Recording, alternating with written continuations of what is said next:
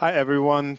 Thanks a lot for taking the time to join our webinar today, where Gianluca Fiorelli will show you how to optimize your website for a global audience and expand into international markets. Just a short introduction. My name is Thomas. I'm from SimilarWeb. I'm a strategic consultant here. We also have Roy Hinkis, who is the head of SEO at SimilarWeb, and of course, Gianluca Fiorelli, international strategic SEO consultant and founder of at Inbounder Conference. He has helped multiple businesses to expand internationally and dealt with probably all of the possible issues and problems that appear during that transition. So it will be amazing to hear his experience and know how to actually expand your website into different markets. So shortly, I would like to cover what we're going to discuss today. So one of the things will be how to build and optimize international SEO strategy. Also, we'll look into the importance of benchmarking your SEO strategy against your competitors, how to reveal blind spots in your SEO strategy and identify growth opportunities. And then Gianluca will also show us how he uses SimilarWeb to design international SEO strategies. And one of the main reasons we have these webinars live and not as a recording is that we want it to be more of a discussion. So give you an ability to ask questions. So please don't forget to ask questions throughout the webinar using the questions panel, as we really want to hear from you today. And we'll try to answer those questions at the end of the webinar. And without further ado, please, Gianluca, show us how to succeed in international SEO. So, just welcome everybody. Good morning, good evening, and good afternoon, depending on your time. Pleasure having you. Yes. So, yes, I'm going to present a few slides that I prepare. And don't worry if you have to go or you miss something, because you will see also this slide developed into a blog post series. The first one was published yesterday. So without waiting anymore, I'm going to share my screen. Why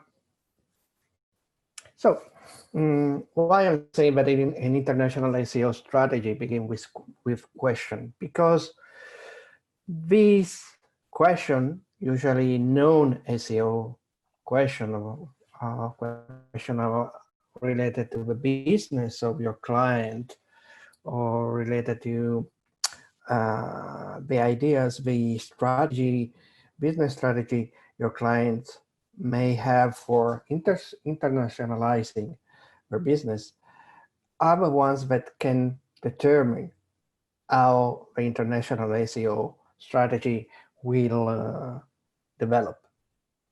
So these are the things that you should start asking even before thinking about what is the best international SEO structure or how to implement correctly the hreflang. An example, a few examples. This is the first one. A couple of years ago, GAP had been fined by the European Community for these 4 reasons. The first 3 are substantially related to e-commerce policy, antitrust policy.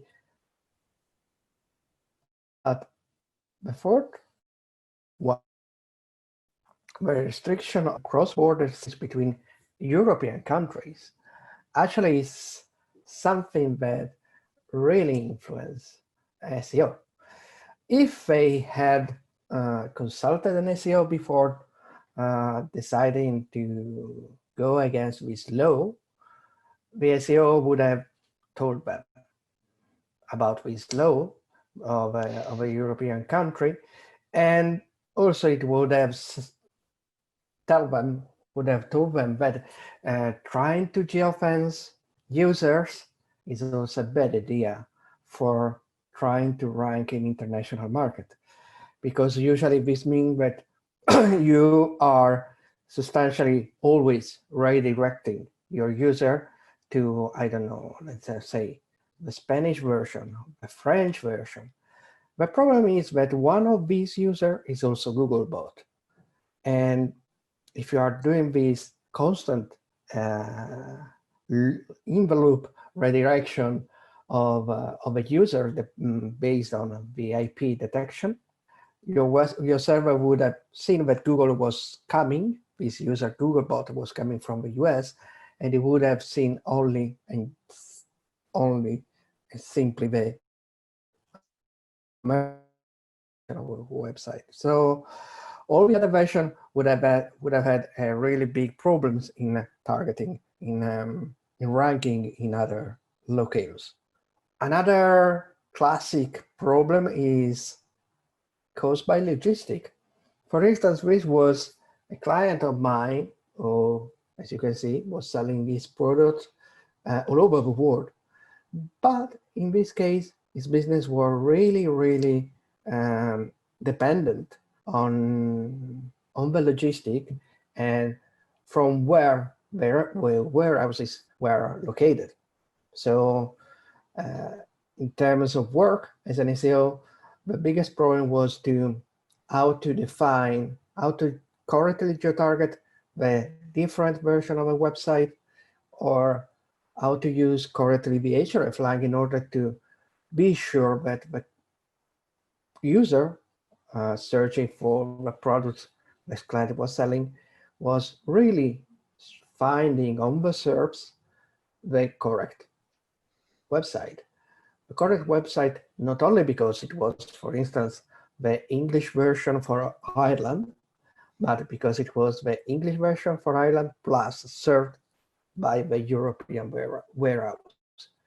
And then if you ever, I don't know if you ever thought about the problems and streaming channel like platform like Netflix or HBO or Amazon may have when it comes to content, because it's not just about content, it's not just about localizing the content, it's also the TV rights, the streaming TV rights windows, that all their content, which are series, documentaries, movie, have in the different countries.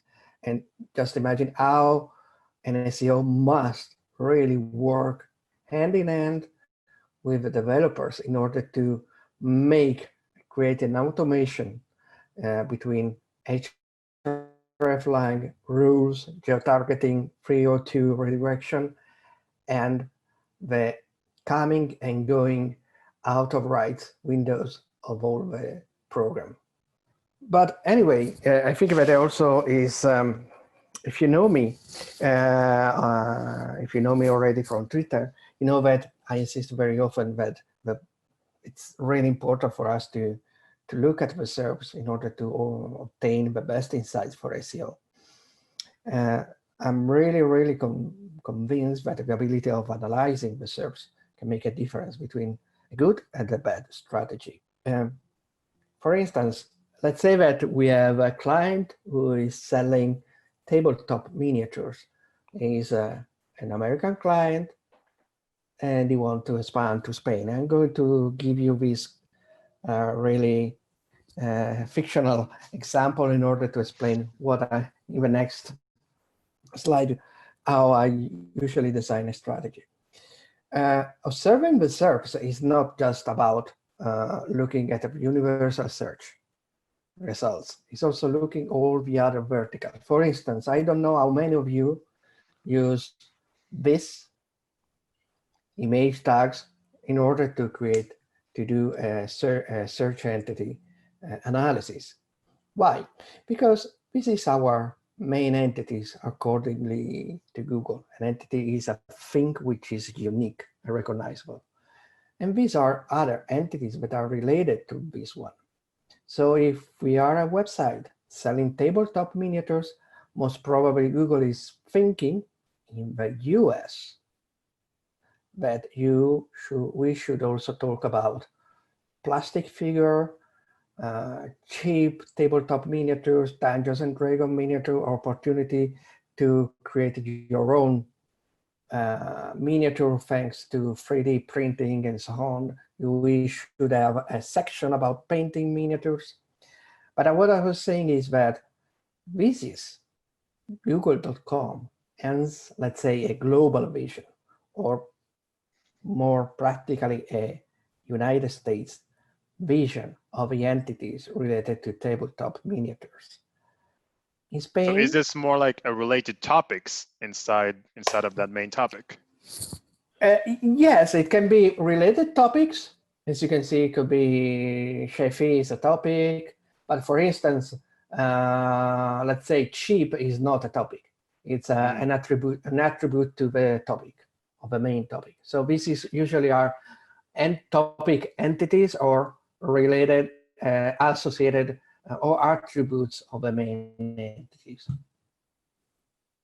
So this is, for instance, we are in e-commerce, we should have a section with us, let's say, a filter or a faceted navigation about, let's say, cheap miniatures or on sale tabletop miniature, something like this, because people is searching. These products are small, but they may cost quite a lot. Okay, so even especially like filtering by if price. you are looking for some brand. Yeah, so even filtering by price yes, is very obviously. effective, yeah. Exactly. But what I was saying, this is something that you can do, for instance, for every website, even for a normal website, which is targeting just a national market. But it's becoming really interesting when we do international SEO, because it helps us understand the nuances between the markets. For instance, in this Juegos de Miniatura is substantially the translation, the correct translation for tabletop miniatures. And here in Spain, we can see Marvel, we can see Zombicide, Canción de Hielo y Fuego, which is substantially Game of Thrones. And these are substantially brand of games.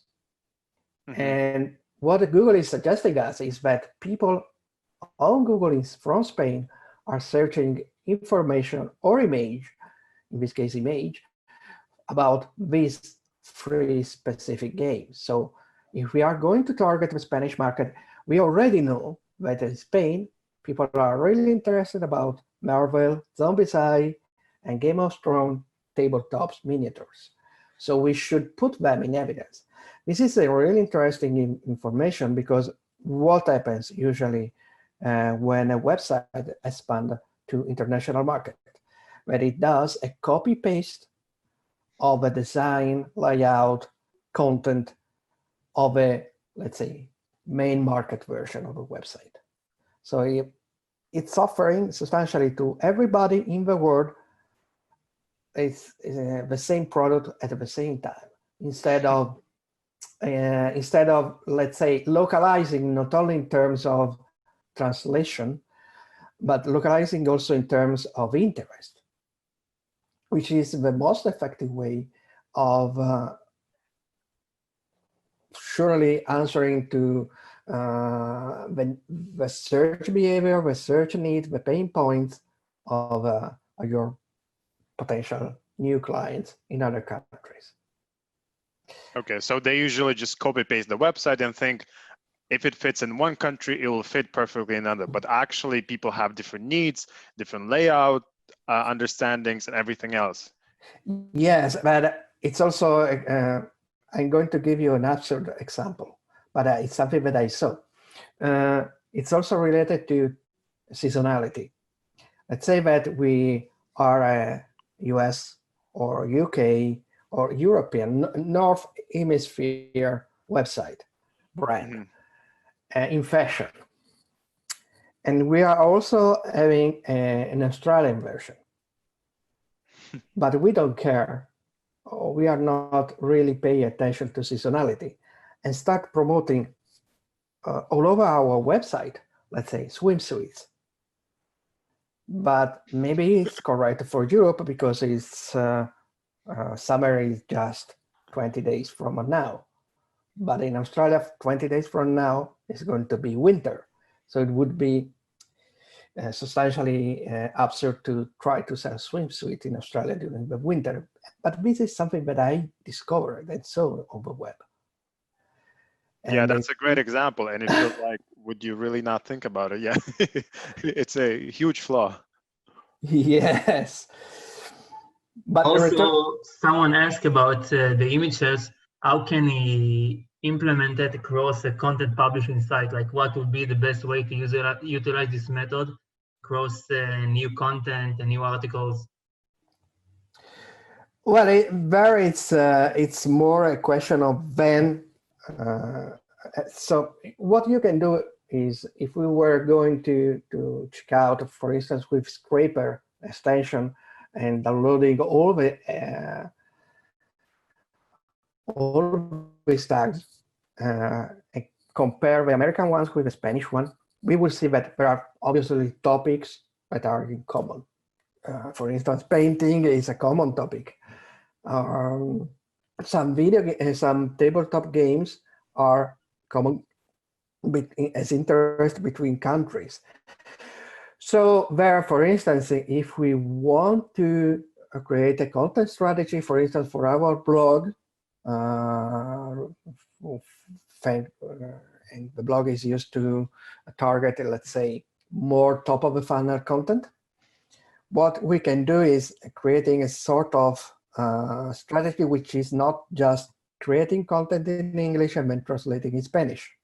What we can do is surely having a writer who knows Spanish, but who is not just a translator, who is able to write. It's a real copywriter, a real technical writer. And let's say all things that are common are going to be written in English and translated in Spanish and published at the same time.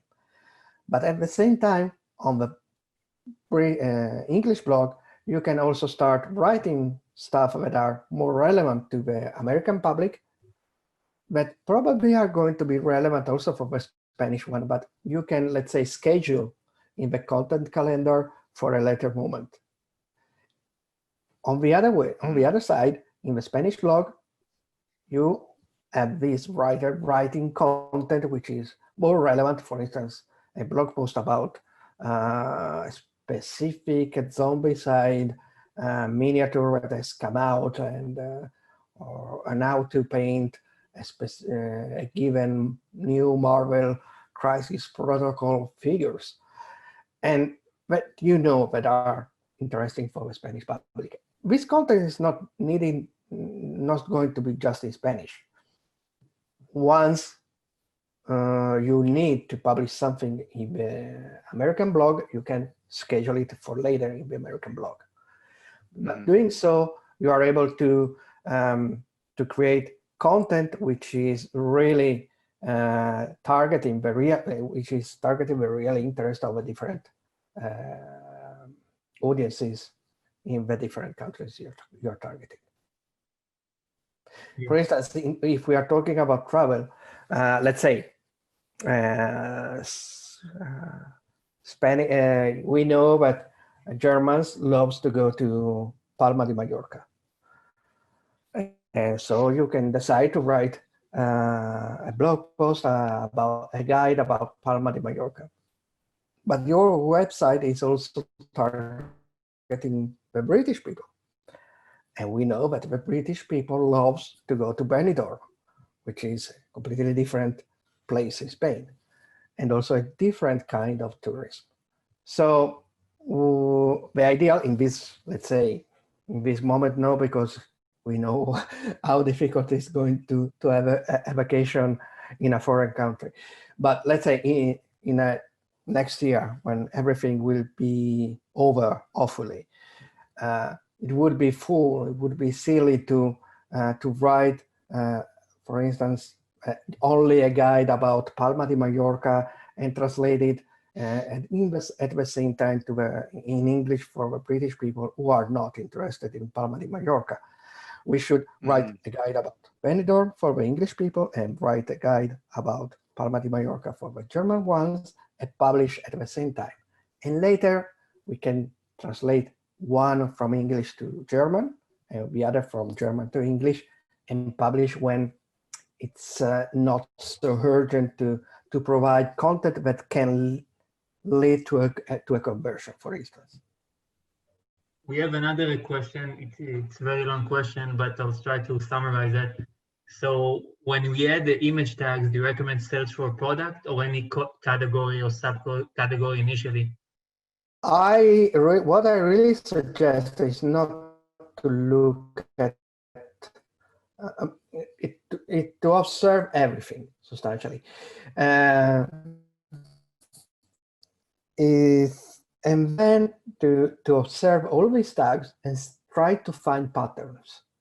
For instance, in this one, we can see the one that we saw before, the products, another which is war game, fantasy, which say figuras, piezas, which are more about single miniatures. So also piezas is can be an arm, can be a sword, because in this niche where the most advanced people also love to mod their figures, their miniatures. Then we see imprimir, which is similar. This one, for instance, is similar to what we saw here in the American one, 3D printing and imprimir, which means that there is also space for everything related to how to print your own action figures. So it's not just what I have to choose.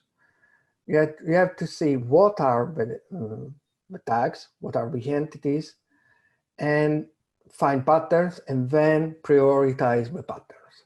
Obviously, you can, because you cannot write everything at the same time. You cannot create new pages at the same time. But the idea here is really to find the patterns amongst all the tags. Yeah. But let's say that search, looking at the SERPs, when you are starting to design an international SEO, is not just because of that. Obviously, we must also look to the universal search. So again, this is tabletop miniatures in the US. And what we can see are all these small arrows substantially pointing to transactional website. So e-commerce. What we see is that, so this, which is a reinforced idea by discover more places. But we also see these people also ask, what does it mean that the American customer, our potential customer in the US, substantially when are searching for tabletop miniatures, surely are searching for buying, online or offline, but they are also eventually searching for a last nudge of information in order to decide what to buy. In Spain, it's a little bit different because, yes, we see the same local presence, really strong, but the website and also the SERP features, if you can see, this is the video box, this is the knowledge graph. Apart a few cases like this one, the big majority of the website are not transactional. They are informational. So what are the tabletop miniature games? These are what are best tabletop game, fantasy game, so on. So this is showing us a different approach. So even though it's the same, present so even though it's effectively same keyword, but the search intent behind is different depending on region then? Yes, totally. Okay. Which you would not expect because it is the same the same keyword. So yes, technically, you would but think it would be the same thing. people are different. I mean, and even if what better case than here in Spain, Spanish people, Spaniard is very different from a Portuguese, even if we are substantially 1 hour and a half plane from distance. I mean, Europe is a good example of this local difference in behavior, in taste, in needs, etc., etc. What this survey is telling us is something important, that Spanish, let's say that we are an e-commerce and we want to expand and sell tabletop miniatures in Spain. What this survey is telling us is that we can do it, obviously, because people is buying figures online, but it's harder than in the US. Why?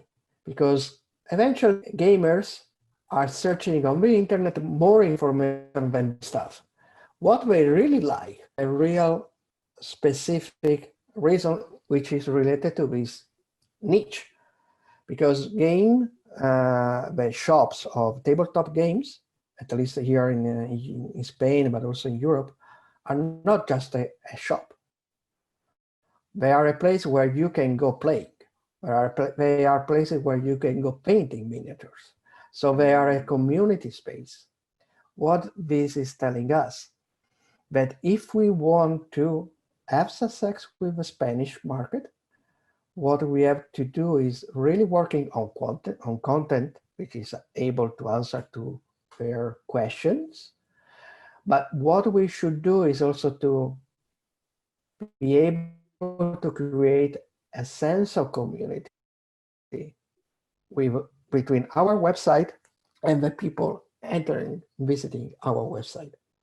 This is great.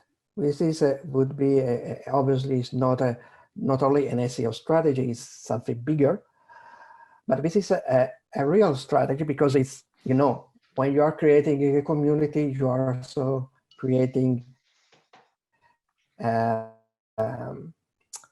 slowly creating a big mass of people that will return to your website and most probably buy your products too. So this is the big difference that we see from between US and Spain in this niche, if we wanted to target. And this is something that you can really start understanding, looking at the differences between the two SERPs. Obviously, the analysis is going to be better and more refined if we are starting to see the difference, not just with the same keywords in English and Spanish, but more keywords and maybe segmented type of keywords, etc., etc., etc., which is something that it's not so easy to do just with looking at the SERPs with our own eyes. We'll probably need to start using tools that are able to present us a correct picture of the SERPs. Also, it seems there's a huge opportunity with YouTube. I mean, it seems that they rank #1. Maybe it's even easier to create videos. Yeah, this is something that exactly. This is something that we will see better now when in a few slides, because it's something that, for instance, using the website analysis, comparing few different websites with a website analysis in SimilarWeb is coming out too. Yes, this is obviously an opportunity. So this means that we should provide and think about a video content strategy, both for our website and obviously on YouTube, which means also video SEO. I mean, there's a huge opportunity here based on this, and it seems to happening across many keywords that I see suddenly YouTube is the #1 in SERP. Yes. Also, we have another question regarding the previous slide. can you please define the concept of entity versus attribute like price? How can identify entities in Google? How can you identify entities in Google? So he wants to understand like what's the difference between entity keyword versus attribute like price. Between entities and attributes. Yeah.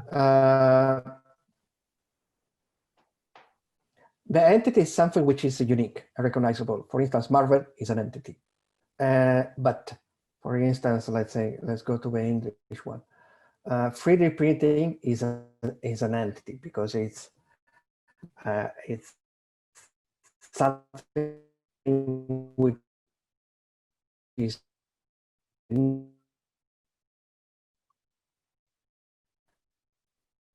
an entity. Cheap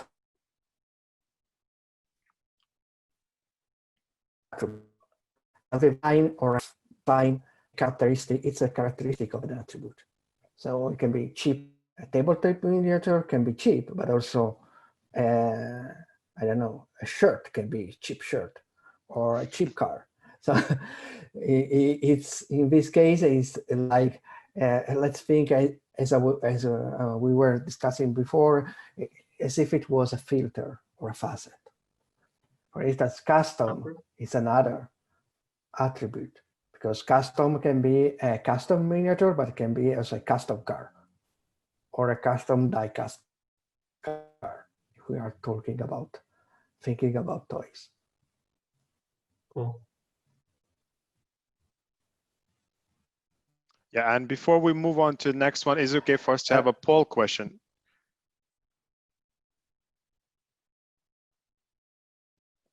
Sorry, Gianluca. I'm missing you, the audio. Okay. Yeah, so we have a short poll question about hreflang tags. And the question is, what search engine do not consider on the hreflang tag? So yeah, Okay, Gianluca. yes. Which one is not considering the hreflang tag? It's Google, it's Bing, or Yandex? Yeah, I think it's not a very straightforward question as well, because yeah, it's not actually an easy answer. But it's very interesting how people will answer this. So do you usually find that people know this really well, or is it a confusing question? Well, people, let's quit one. People knows that Google use the hreflang. This is known, and everybody usually people knows it. Let's say SEO knows it usually. Maybe clients not, but maybe they say that. Wow. Okay, so Yandex. no. Yandex, actually, it's being the one considering the hreflang tag. In fact, Bing is considering the HTML lang tag or the meta equivalent tag. Yandex is with Google is one of the promoter of the hreflang. Another search engine that is not considering the hreflang is Baidu. Yeah, I think this is why it was a bit tricky question, because you think of Google less similar to Yandex because it's further out, it's less used by Western culture. So I think that's why initially my first reaction, I would also go for Yandex. So I think it makes sense that a lot of people actually chose that. Mm-hmm. Yeah, yes, I imagine. That's why I know that it was tricky. Yeah, so guys, don't feel bad for question like quizzes are entertaining when they are not so easy. So if we're talking about hreflang, we have so many questions. I'm gonna ask one now. So yes. One question is how to use the X default attribute value. Okay, the X default, if we look only to the Google guidelines, the X default is meant only to indicate, to suggest to Google what page we should show to users that, for instance, we have a website which is in English, Spanish, and French, let's say.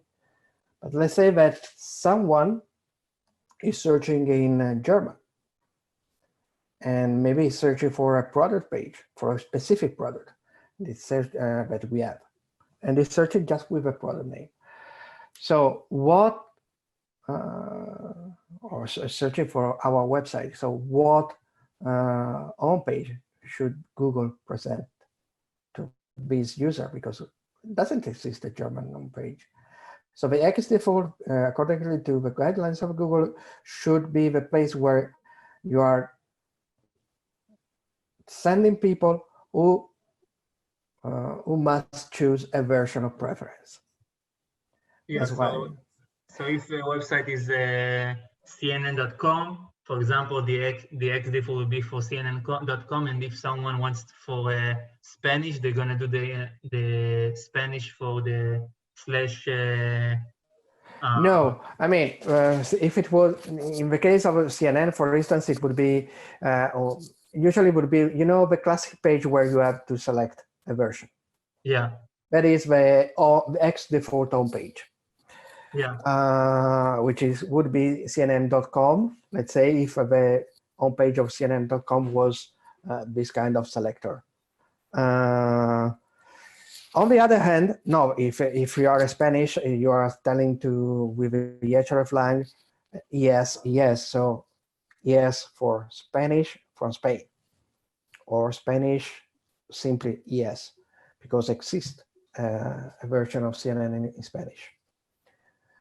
And however, the X default can be also used to indicate, for instance, to, let's say, for every page of a website, you can indicate that, let's say, the English version of that page is the X default. So for that specific page, so that people who are searching in a language which is not targeted, or maybe from which is not targeted by a specific version, you can tell that, okay, Google, show to these people this URL. So it's, if you don't have a localized presence, you choose them, you send them to a default page. Yes. Yeah. Also, we want to mention that Gianluca published yesterday a blog post about the hreflang and international SEO. It's in SimilarWeb blog, so everyone is welcome to read it. Mm-hmm. I didn't hear you well, sorry. So I said about your blog post that you published yesterday. Everyone is welcome to read it. Oh, yes. Well, I'm not talking really about hreflang. I'm talking more about how to set up a strategy, and after the strategy. Yeah, I think the internet is not that great. Let us wait for a little bit.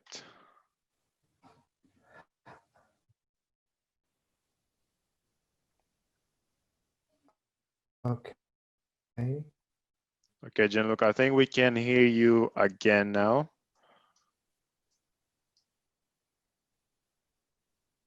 Yeah, so meanwhile, Okay, you want to keep asking questions.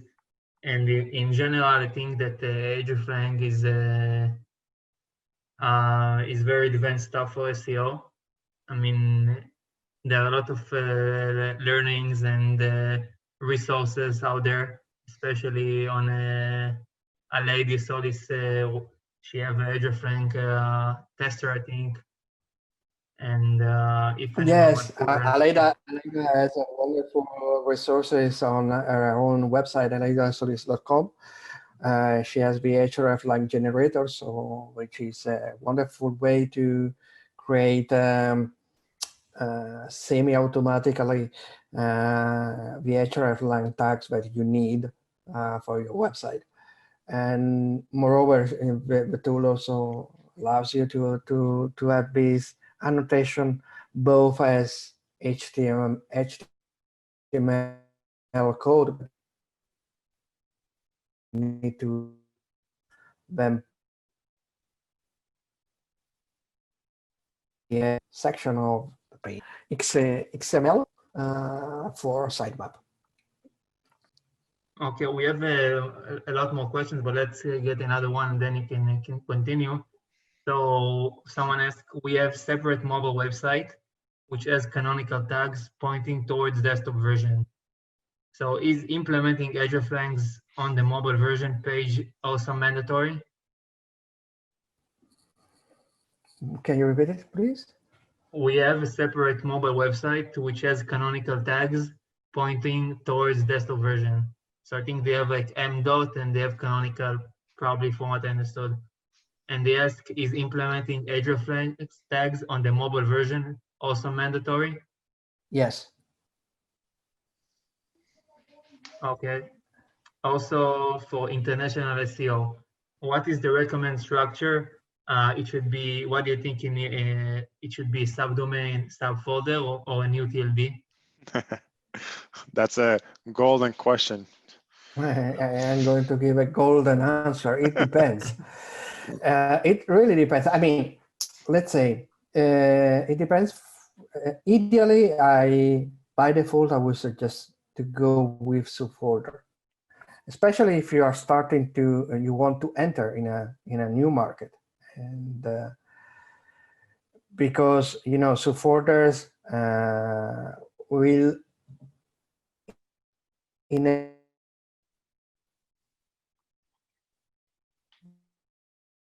you want to put an authority of a main version, so it will have some popularity, but it would help it to start ranking in the market you are targeting.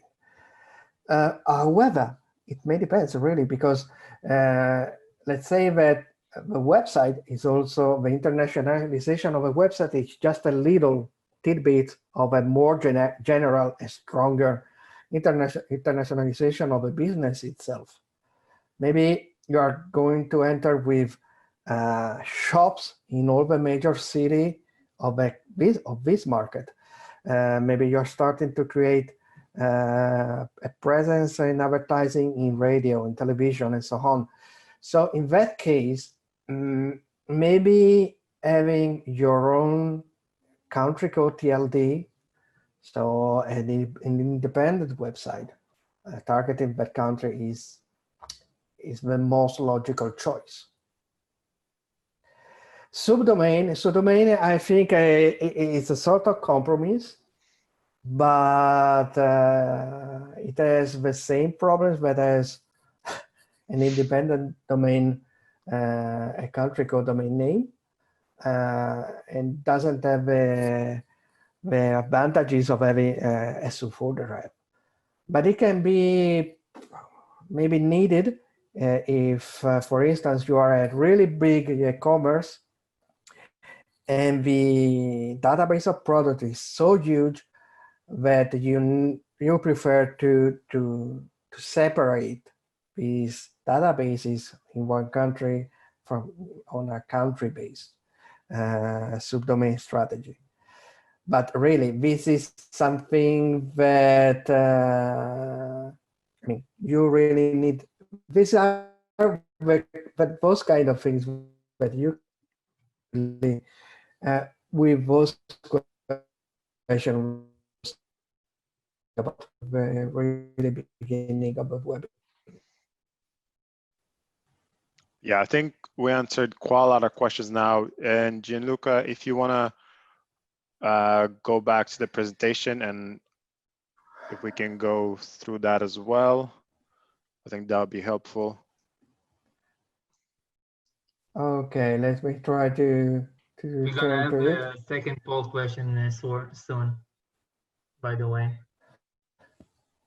So, what I was saying, but obviously, this is now we know with all the things that we have seen before, we have let's say, a good idea of all the differences and nuances of between markets. Also, the SERP analysis can offer us the opportunity to start seeing what are the websites that are recurring. So these websites probably are going to be our main competitors. Surely also the client did his job, and he gave us a list of competitors. If we have access to SimilarWeb, we can go to research, web category analysis, and use these features of SimilarWeb for discovering our competitors. What I really like is that, as you can see, SimilarWeb also has a category for board and card games, which is the category of our tabletop miniatures. In fact, we can see one of our competitors that I know because it's a side as a fan of this niche. This is a website I visit, so I know it's quite strong. The problem eventually of this way of searching competitor is that you must really know it, because if not, you can see here. So this is a really good what are the competitors, so to discriminate from, let's say, Amazon or these big marketplace. But sometimes it can be more problematic for you to really individuate the ones that really are your competitors. So when it comes to niche, which are, let's say, peculiar, as could be this one, I really suggest you to then go watching with your eyes this website in order to decide which are. For instance, we can see Game Workshop. Game Workshop are is the brand producing Warhammer. And I think that also people who are not lovers of tabletop miniatures know Warhammers. So this is, for instance, Game Workshop is not a competitor, because it's and that us and commerce are selling to. Once competitors, then we should start analyzing them. I really, the best way is to compare your, let's say, top 5 competitors. You can be this one. If you are not already present, you should choose one of the competitors as it was yourself in order to do this analysis. So you can compare, and let's say the website analysis in comparison with the compare function, it's really lovely. Because, for instance, category rank, we can see a sort of exactly of rank of our competitors. Again, tools are wonderful. SimilarWeb, our host is wonderful, but always go watch the website. For instance, if you go watching this Zacatros.es, you will see that it's not just about tabletop game. It's also about chess. It's also about card games. It's also about Monopoly, so this kind of classic table. In the same page, in the same view, we can see also these metrics. These metrics substantially mimic what could, obviously, they are estimation. We are not, they are really good estimation, but not really the real data. But anyway, these are really interesting because they can tell us, okay, we know that Zacatros was the first one.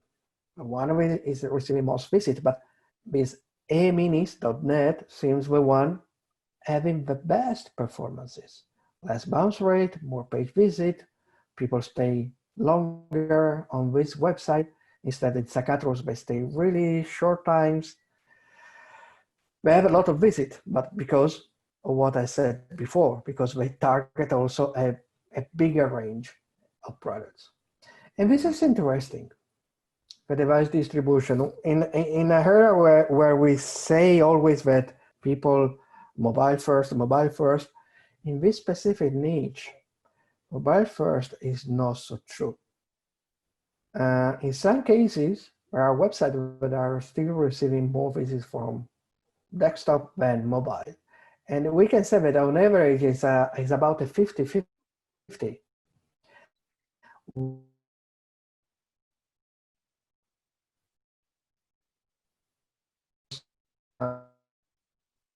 Not because tabletop miniature fonts are less internet savvy than a normal internet user, but simply because the kind of content which is made of how-to, so instructable content and so on, or also it's a kind of content that you need to have and to look on a desktop to really appreciate it. In the same dashboard, so especially we can see also that the traffic. This is interesting, the traffic of the visits over time. This is interesting because it's a really easy way to see if of all these competitors, who is growing and who is not growing. And this line is the core update of May. And so we can also start seeing what website have obtained a good effect, positive effect or a negative effect from the update. Obviously, when we are going to enter in a market, the easiest way is to go after the ones that are decreasing or having some difficulties. These are the channels. We know that organic channel is the most important ones for this niche, but we can see also direct, really strong. This direct, the importance of direct traffic is also evidenced by the top search terms, which are all brand names. What does it mean? Remember when I told you before that this niche is really about community, and that's why those people love to go to buy things on shops.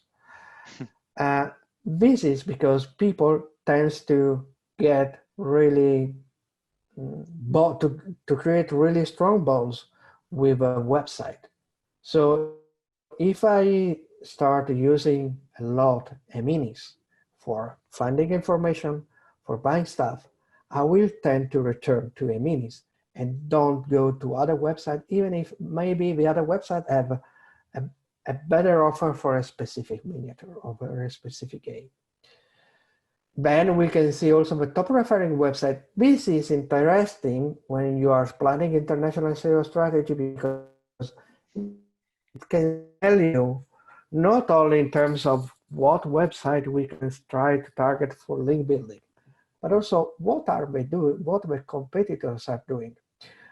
This website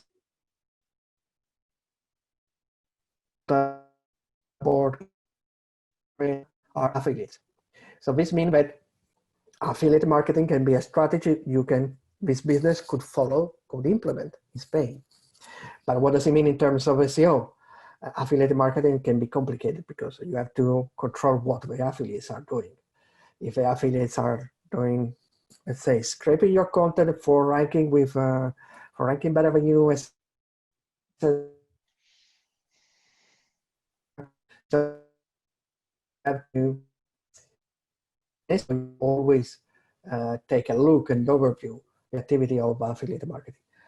But Minis is receiving an interesting percentage of its traffic from email marketing, which is again telling us about the importance of the community.